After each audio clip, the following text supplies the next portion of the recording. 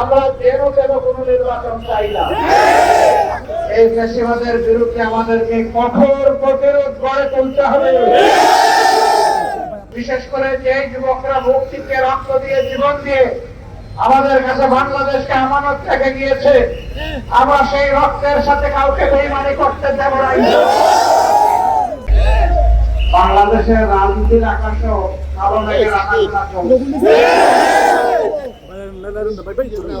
কিন্তু মেঘ যত ভারী হোক সূর্যকে আটকায় রাখতে পারে না। আগামীতে বাংলাদেশে মুক্তির সূর্য উঠবে ইনশাআল্লাহ। ন্যায় ইনসাফ এবং কোরআনের আইনের ভিত্তিতে উঠবে। এই লড়াইয়ের জন্য তৈরি আছেন আপনারা? আগামীতে যে কোনো ফেস্টিভাল নতুন পুরাতন বুঝি না, এই ফেস্টিভালের বিরুদ্ধে আমাদেরকে কঠোর প্রতিরোধ গড়ে তুলতে হবে। এই প্রতিরোধের জন্য দেশবাসীকে প্রস্তুত থাকতে হবে ইনশাআল্লাহ।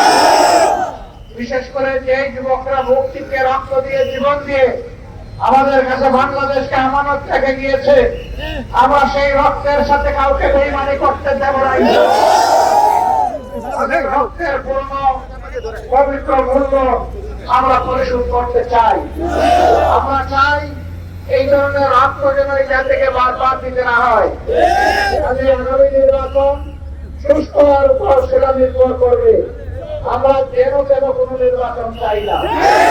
বাংলাদেশের বিভিন্ন জায়গায় ইদানিং রাজনীতির নামে যে অপকল্পনার উন্মাদ আমরা লক্ষ্য করছি, আমরা সংশ্লিষ্ট দলগুলোকে বলবো, সাবধান হন, নিজেদেরকে সামলান, নইলে জনগণই আপনাদেরকে সামলে দেবে। সবাই ভালো থাকবেন, আগামী লড়াইয়ের জন্য প্রস্তুত হন।